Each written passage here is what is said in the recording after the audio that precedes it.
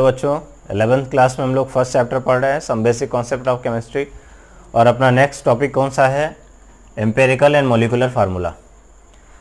तो इस फार्मूले को समझने के लिए सबसे पहले हम मॉलिक्यूलर फार्मूले को समझेंगे, क्योंकि मॉलिक्यूलर फार्मूला हमने 10th क्लास में भी पढ़ा था, बहुत पहले से पढ़ते आ रहे हैं कि वाटर का मॉलिक्यूलर फार्मूला H2O होता है, कार्बन डाइऑक्साइड का मॉलिक्यूलर फार्मूला CO2 होता है, बेंजीन का मॉलिक्यूलर फार्मूला C6H6 होता है, एथेन का मॉलिक्यूलर फार्मूला C2H6 होता है। याद है ये सब आपको? तो कुछ मॉलिक्यूलर फार्मूले लिखते हैं और देखते हैं कि हम इस मॉलिक्यूलर फार्मूले के डेफिनेशन को कैसे बना पाएंगे उन फार्मूले से। अगर हम आपसे बोले कि कुछ मॉलिक्यूलर फार्मूले लिखने के लिए, लाइक एथेन का मॉलिक्यूलर फार्मूला लिखें, आपने कार्बन एंड इट्स कंपाउंड वाला चैप्टर 10th क्लास में पढ़ा था, तो वहाँ पे आपने पढ़ा था कि इसका मॉलिक्यूलर फार्मूला C2H6 होता है एथेन का। और देखिए ये क्या इन्फॉर्मेशन क्या हमें दे रहा है, ये बता रहा है कि इसमें 2 एटम्स ऑफ कार्बन है। कितने एटम्स हैं? 2 एटम्स ऑफ कार्बन है।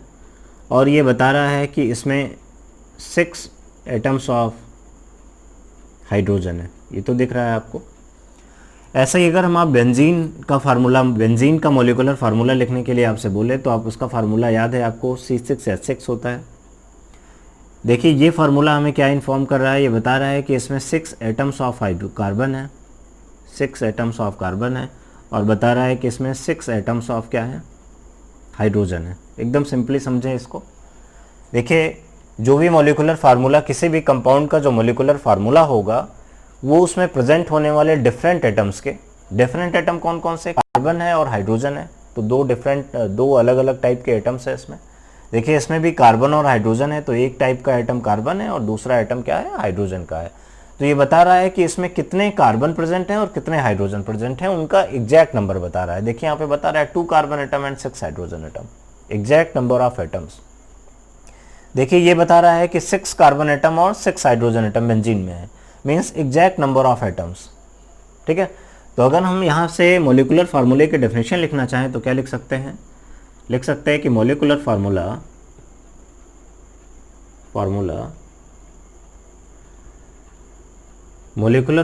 shows the exact number of different type of atoms,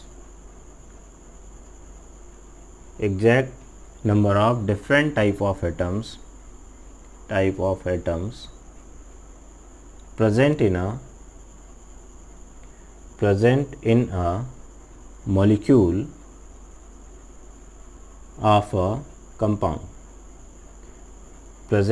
molecule of a compound, क्या बता रहा है ये डेफिनेशन? आप यहाँ से बन गई। देखिए कह रहा है molecular formula shows the exact number of different type of atoms.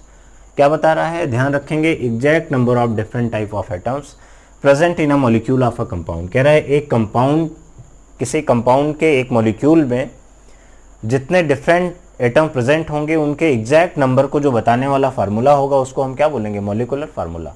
कोई दिक्कत है?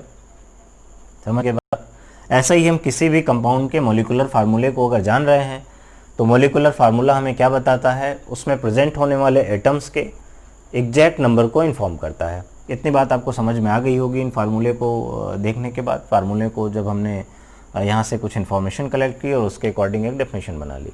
कोई दिक्कत है इसमें? अब यहाँ पे बात करते हैं एम्पिरिकल फार्मूला की। ये हमें क्या बताएगा? देखिए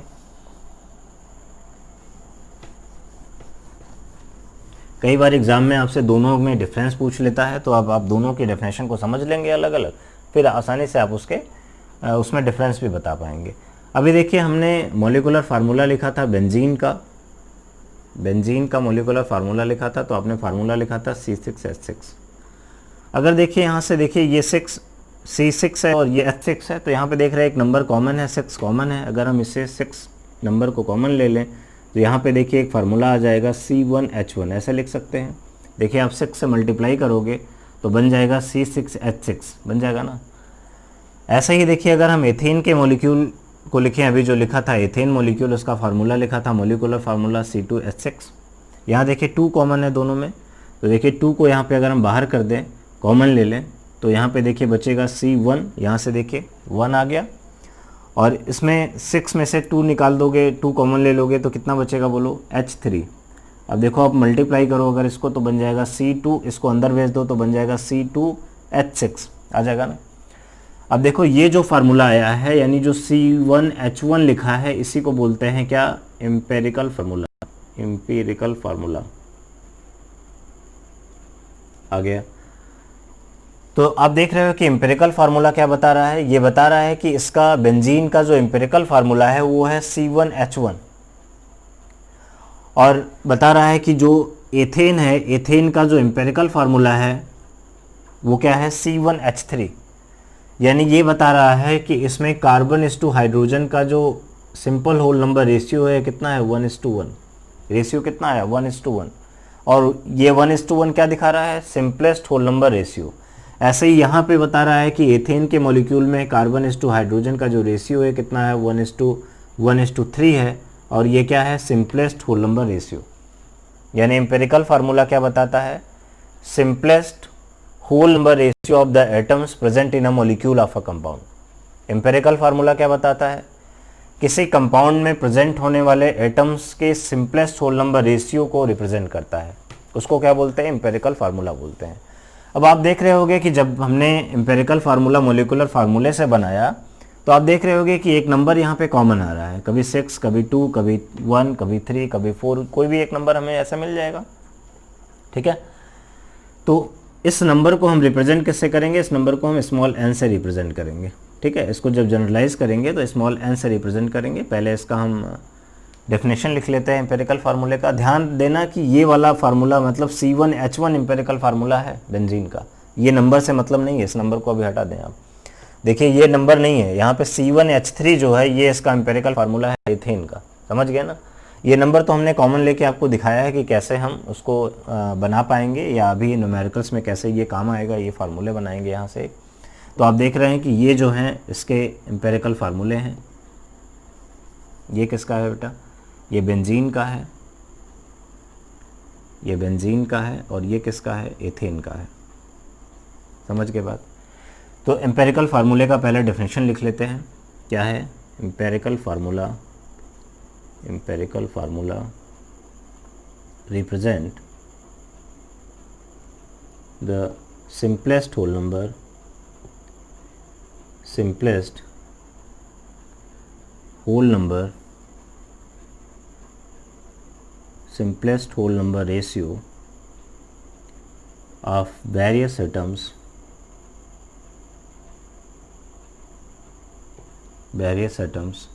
present in a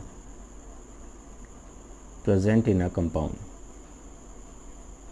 क्या बता रहा है बेटा, कह रहा है empirical formula represent the simplest whole number ratio. ध्यान रखना सिंपलेस्ट होल, देखो ये सिंपलेस्ट होल नंबर रेशियो है कार्बन इस टू हाइड्रोजन का, ये देखो 1:3 कार्बन इस टू हाइड्रोजन का सिंपलेस्ट होल नंबर रेशियो है। क्या बता रहा है, simplest whole number ratio of various atoms present in a compound.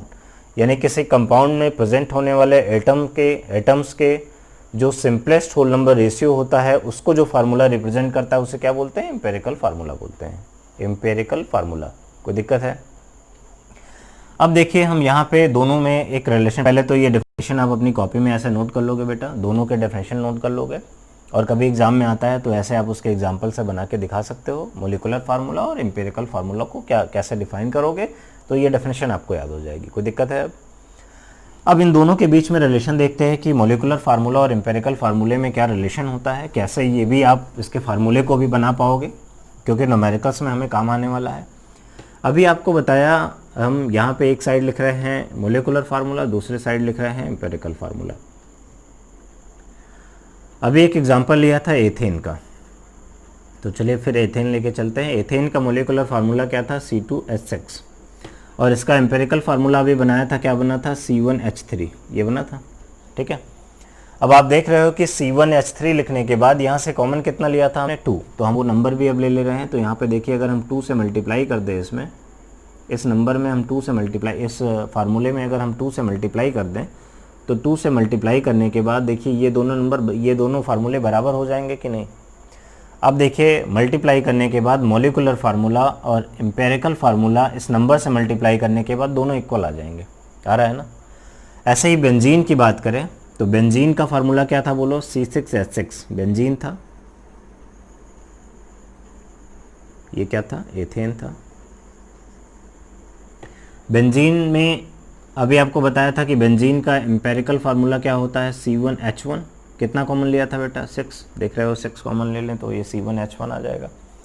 तो यहाँ देख रहे हो एक नंबर 2 आ रहा है, यहाँ पे देख रहे हो नंबर 6 आ रहा है, और इस नंबर को अगर हम जनरलाइज कर दें तो आप कह सकते हो यहाँ से कि molecular formula is equal to n into empirical formula कह सकते हो ना कि molecular formula is equal to n into empirical formula. कोई दिक्कत है? ये तो आ गया दोनों के बीच में रिलेशन। ये नंबर क्या होगा, ये नंबर 1 2 3 4 कुछ भी ऐसे आ सकता है, ठीक है। आप देखोगे ये नंबर अपने आप आपको न्यूमेरिकल्स में भी कैलकुलेट करने को मिलेगा। तो अभी देखेंगे कि न्यूमेरिकल्स में कैसे हम पता लगा लेंगे कि अगर एक फार्मूला हमें पता चल जाएगा, जैसे अगर हमें मॉलिक्यूलर मास दिया होगा तो हम उसके मॉलिक्यूलर फार्मूले से एम्पेरिकल फार्मूला, एम्पेरिकल फार्मूले से मॉलिक्यूलर फार्मूला कैसे फाइंड कर पाएंगे, अभी न्यूमेरिकल्स में आप समझोगे बेहतर तरीके से। ये तो हो गया इन दोनों के बीच में एक फार्मूला। एक फार्मूला और डेवलप करते हैं।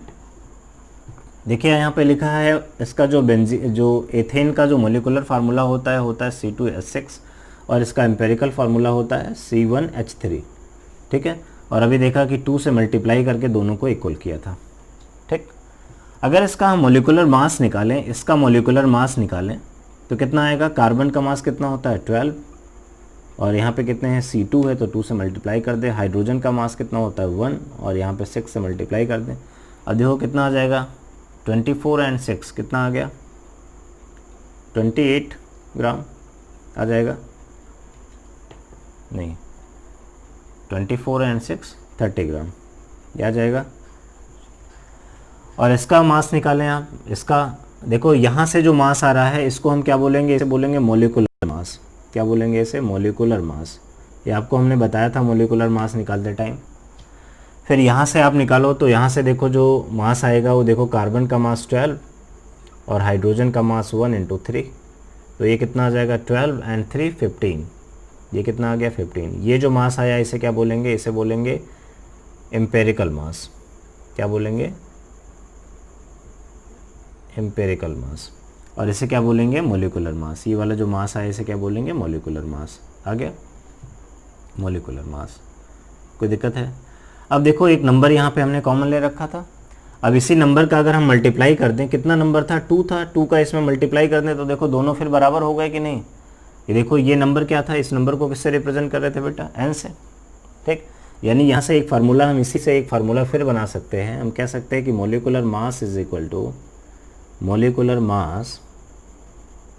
To n into empirical mass. आ गया। ये दोनों फार्मूले न्यूमेरिकल्स के लिए मोस्ट इंपॉर्टेंट हैं। बिना इन दोनों फार्मूले के हम कोई भी न्यूमेरिकल लगा नहीं पाएंगे। तो यहाँ तक पहले आप इन दोनों फार्मूले को ऐसे नोट कर लेंगे, रटेंगे नहीं बेटा। कभी कोई फार्मूला भूल जाते हैं तो कोई दिक्कत नहीं है, एक मोलिकुलर फार्मूला और उसी कंपाउंड का एम्पेरिकल फार्मूला लिख के दोनों को कंपेयर करके आप क्या करोगे, फिर ये फार्मूला बना लोगे। जो नंबर आएगा उसको हम क्या करेंगे, n कंसीडर करेंगे और फिर दोनों को इस तरीके से इक्वलाइज कर लेंगे। कोई दिक्कत है तो हम इस तरीके फार्मूले को कभी भी जनरेट कर सकते हैं, अपने आप बना लेंगे।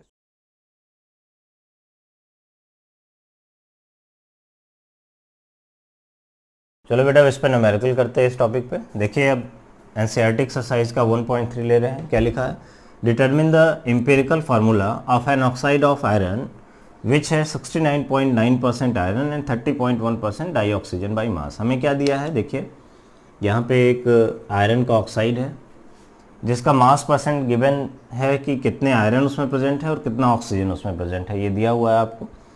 देखो जब भी मास परसेंट गिवन होगा तो क्या करोगे, इस मास परसेंट से क्या करोगे, इसको ग्राम में कन्वर्ट कर लोगे, इसके मास को ग्राम में कन्वर्ट करोगे। कैसे कर पाओगे, हम क्या करेंगे, हम सपोज कर लेंगे कि जिस कंपाउंड की बात कर रहा है इसका स्टार्टिंग कंपाउंड 100 ग्राम है। अगर हमने स्टार्टिंग कंपाउंड 100 ग्राम सपोज कर लिया तो देखो उसमें 69.9% आयरन का मतलब हो गया कि 100 ग्राम में 69.9 ग्राम आयरन हो गया और क्या हो गया 30.1 ग्राम ऑक्सीजन हो गया। ये तो आसान हो गया। क्या किया, स्टार्टिंग कंपाउंड को 100 ग्राम सपोज कर लिया, ये हमारे कैलकुलेशंस को ईजी बना देगा। तो अब देखिए ये ग्राम में आ गया। अब इसके बाद देखिए क्या करेंगे, और आपको एक बात और गिवन होगी जैसे एनसीईआरटी में आपको नहीं दी है, लेकिन वो आपको एग्जाम में जब भी ये न्यूमेरिकल्स आएंगे तो उसका मोलर मास गिवन होगा। वहाँ दिया होगा कि आयरन का मोलर मास कितना होता है और ऑक्सीजन का मोलर मास कितना होता है। तो आप की जानकारी के लिए बता दूं कि आयरन का जो मोलर मास होता है वो 55.85 होता है, और ऑक्सीजन का जो मोलर मास होगा, ऑक्सीजन का जो मोलर मास होगा, आप जान रहे हैं मोलर मास किस में रहता है, ग्राम पर मोल में, और ऑक्सीजन का जो मोलर मास होगा वो कितना होता है, ऑक्सीजन का मोलर मास आप जान रहे हो 16 ग्राम होता है पर मोल। तो ये गिवन होगा वहाँ पे बेटा। अब देखिए क्या करेंगे, इतनी इन्फॉर्मेशन हमें दी होगी। अब हम क्या करेंगे, जब भी ऐसे न्यूमेरिकल्स आएंगे इससे रिलेटेड तो हम क्या करेंगे, एक टेबल बनाएंगे सबसे पहले, और इसमें सबसे पहला जो कॉलम होगा उसमें क्या लिखेंगे, नेम ऑफ एलिमेंट, एलिमेंट्स के नेम लिखेंगे। क्या क्या एलिमेंट्स गिवन है बेटा बताओ। एक आयरन है और एक ऑक्सीजन है, तो एक आयरन लिख लिया और दूसरा क्या लिख लिया, ऑक्सीजन लिख लिया, ठीक है। फिर दूसरे कॉलम में क्या करेंगे, मास लिखेंगे ग्राम में, मास इन ग्राम। ये जो मास परसेंट दिया होता है ये सीधे मास इन ग्राम में आ जाएगा। देखिए कितना हो गया है, 69.9 ग्राम आयरन हो गया है और 30.1 ग्राम क्या है, ऑक्सीजन है, ठीक है। फिर इसका मोलर मास भी गिवन होगा, मोलर मास नोट कर लेंगे। मोलर मास कई सारे आप में देखोगे तो वहाँ पे लिखा होता है, आपने पढ़ा था कि जो 1 मोल ऑफ एटम का एटॉमिक मास होता है ग्राम में, उसी को हम मोलर मास कहते हैं, तो आप उससे कभी कंफ्यूज नहीं करोगे। तो देखो मोलर मास हो गया, मोलर मास कितना दिया है बेटा, 55.85, और इसका कितना दिया है, 16, ठीक है। अब देखिए यहाँ तक तो दिया हुआ था, अब नेक्स्ट कॉलम से हमें कैलकुलेट करना है। तो अगले कॉलम में हम जो कैलकुलेट करेंगे वो नंबर ऑफ मोल्स कैलकुलेट करेंगे, और number of moles equal to एक फार्मूला आपको बताया था मोल कॉन्सेप्ट के वीडियो में, क्या था बेटा, मास इन ग्राम अपॉन मोलर मास। क्या करते थे, मास इन ग्राम को मोलर मास से डिवाइड करते थे, मोलर मास से डिवाइड करते थे। इसका मतलब सिंपली बोले तो कहें कि सेकेंड कॉलम को थर्ड कॉलम से डिवाइड कर देना है। क्या है, मास इन ग्राम कितना है बोलो, 69.9, और मोलर मास कितना है, 55.85, ठीक है। और यहाँ पे देखिए 30.1, और यहाँ पे मोलर मास कितना है ऑक्सीजन का, 16। इसको डिवाइड करोगे तो देखो आएगा 1.55 है, बचेगा कितना, 5 9 14 149, कितनी बार जाएगा, 2 टाइम, 1.2 आ गया। और इसको डिवाइड करोगे तो देखो 1 टाइम जाएगा, फिर ये जा रहा है 16 420 141, कितने टाइम जाएगा, 8 टाइम, 1.8 आ गया। अब देख रहे हो कि हमने यहाँ पे नंबर ऑफ मोल्स कैलकुलेट किए, और एक मोल कितना आ गया, 1.2, और दूसरा मोल कितना आ गया, 1.8। अब क्या करोगे, जो नंबर ऑफ मोल्स आ गए हैं इसे यहाँ से नेक्स्ट कॉलम में हम मोलर रेशियो कैलकुलेट करेंगे। मोलर रेशियो कैलकुलेट करने के लिए क्या करोगे, ध्यान से सुनना आप। मोलर रेशियो कैलकुलेट करने के लिए बेटा हमें क्या करना होता है, जो नंबर ऑफ मोल्स आए हुए हैं इसमें जो सबसे छोटा नंबर होगा, देखिए 2 नंबर आए हैं 1.2 एंड 1.8 आया है, छोटा कौन है 1.2, जो छोटा नंबर होगा उसी से हम क्या करेंगे, सभी को डिवाइड कर देंगे। तो 1.2 divided by 1.2 and 1.8 divided by 1.2, ठीक है। अब देखो यहाँ पे कितना आ जाएगा, 1 आ जाएगा, और यहाँ पे कितना आ जाएगा, 1.5 आ जाएगा, ठीक है। क्या किया, मोलर रेशियो निकालने के लिए यहाँ पे जो सबसे छोटा नंबर आया मूल में उसी से हमने सबको डिवाइड कर दिया। तो 2 ही नंबर थे, तो 1.2 divided by 1.2 and 1.8 divided by 1.2, we are getting 1 and 1.5। अब देखो यहाँ पे अगर होल नंबर आ गया होता, देखो ये तो होल नंबर आ गया बट ये होल नंबर नहीं आया। अगर होल नंबर आ गया होता तो यहीं पे सिंपली फार्मूला बन जाता, एम्पिरिकल फार्मूला जो हम निकाल रहे थे डायरेक्ट बन जाता। लेकिन होल नंबर नहीं आया तो हम क्या करेंगे, नेक्स्ट कॉलम में सिंपलेस्ट होल नंबर में कन्वर्ट करेंगे, सिंपलेस्ट होल नंबर रेशियो में कन्वर्ट करेंगे, सिंपलेस्ट होल नंबर रेशियो में इसको कन्वर्ट कर लेंगे। कैसे होगा, देखो क्या किया इसमें, यहाँ पे 1 था, यहाँ पे 1.5 था। देखो इसको सिंपलेस्ट होल नंबर में कन्वर्ट करने के लिए इसमें 2 से मल्टीप्लाई किया तो ये 2 आ गया, और इसमें 1.5 में भी 2 से मल्टीप्लाई किया तो कितना आ गया, 3 आ गया। अब देखो ये सिंपलेस्ट होल नंबर आ गया। अब देखिए आयरन में कितना आया है, 2, और ऑक्सीजन में कितना आया है, 3। तो देखिए आयरन में आया है 2 और ऑक्सीजन में आया है 3, तो अपना फार्मूला क्या बन गया, Fe2O3। देखिए आयरन पे कितना आया 2 और ऑक्सीजन के लिए कितना आया, सिंपलेस्ट होल नंबर रेशियो 3, तो फार्मूला क्या बन गया, Fe2O3। ये क्या है बेटा, ये इसका एम्पिरिकल फार्मूला है। आ गया समझ में। क्या करना है, देखो बेहद आसान लग रहा होगा। क्या करना है, एक टेबल यही बना लिया। ये टेबल अगर बनाना आ गया बेटा तो सीधे सीधे न्यूमेरिकल्स इजीली कैलकुलेट कर लोगे। आपको करना क्या है, बस एक टेबल ये बनानी है। क्या करना है, पहले नेम ऑफ एलिमेंट्स लिखना है, मास इन ग्राम लिखना है, मोलर मास यहाँ पे लिखना है, यहाँ से लेके यहाँ तक तो गिवन होगा, यहाँ से लेके यहाँ तक हमें गिवन होता है, यहाँ से लेके आगे हमें यहाँ के कैलकुलेट करना होता है, समझ गए ना। तो इसके बाद हमें क्या करना है, नंबर ऑफ मोल्स कैलकुलेट कर लेना है, मोलर रेशियो निकाल लेना है, और फिर सिंपलेस्ट होल नंबर अगर यहीं पे आ गया तो कोई दिक्कत नहीं है, नहीं तो सिंपलेस्ट होल नंबर रेशियो में कन्वर्ट करके उसको हमें एम्पिरिकल फार्मूले में कन्वर्ट कर देना है। ठीक है, अब आप क्या करोगे, इसको समझने के बाद NCERT का